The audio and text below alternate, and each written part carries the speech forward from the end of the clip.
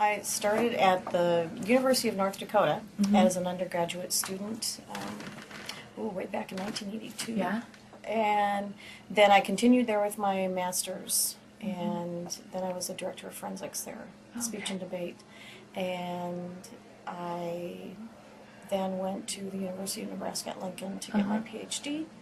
And then I'm currently at Creighton University. I've been there since 1994, so I've been there 16 years. Wow. So, yeah, so always been in kind of the Midwest area, Right. but started at University of North Dakota. So, Great. yeah. That's So where I how started. did you get involved in CSCA then? CSCA students at UND, because they had a master's program there, so the faculty and students there were always pretty involved with Central States. So when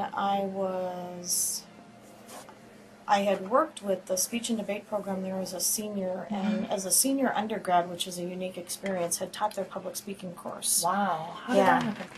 I don't know. It was a unique experience, and I don't know. I think I was just kind of one of those weird majors that just got really heavily involved into things, Right. and they knew I was going on to the master's program. So That's so cool. they had asked me to teach the undergrad, and I think I got super excited about it. And I don't think I even had a paper. I don't even remember the first Central States. And the faculty and everybody were talking about going to this conference, and they allowed me to go with them. So I just got excited about presenting. There was a North Dakota research conference that had taken place that same year, so I went to that, and then I was excited and went to the Central States one. So I think it was back in 1987 was my first one. Like, yeah, I mean, you can come here and you can laugh and cry with people and whatever, and it does, it gives you a warm fuzzy. Right. And I mean, you might get that from the other regionals. I've been to a few of the other ones, but I really make Central my regional. Right.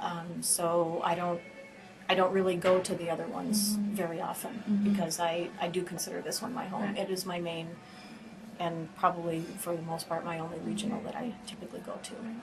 So how would you say that your involvement in CSCA has impacted you personally?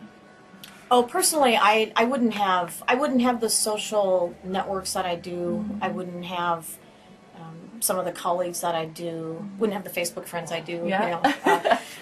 You know, if it's not official until it's on Facebook, no. Right.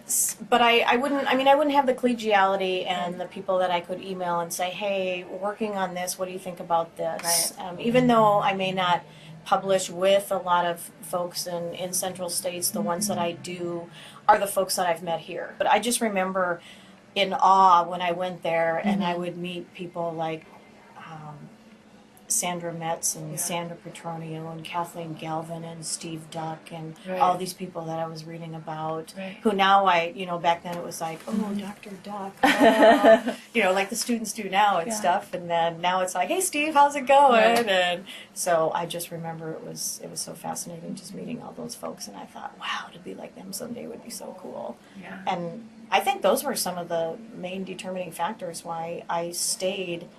Because I had a secondary education degree. Oh, did you? Yeah, I have a secondary education degree and had thought about teaching at the high school level.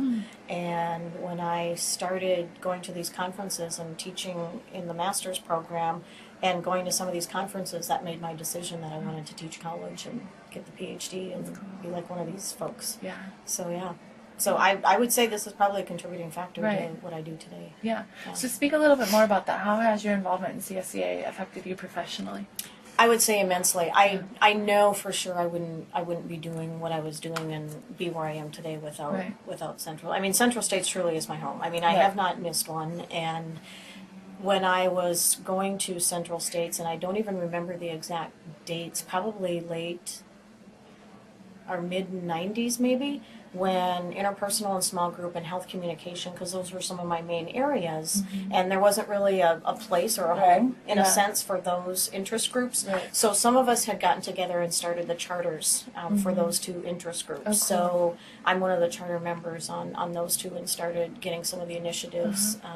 I mean, others as well as myself. Do you know who clearly any of the others are? Lance Lipper, Jim Query, Christina Beck, for some of the HealthCom ones. Paul Manju, Sandra Petronio, Sandra Metz, Don Braithwaite, Leslie Baxter, those other folks for the interpersonal small group. And I was still pretty new. You know, I was still kind of the youngin of the that scholarly group, because certainly I was not published or anything yet, and still not as prolific as those folks are by any stretch. Right. So I felt very honored in a sense to be on the charter with those names to start those interest groups.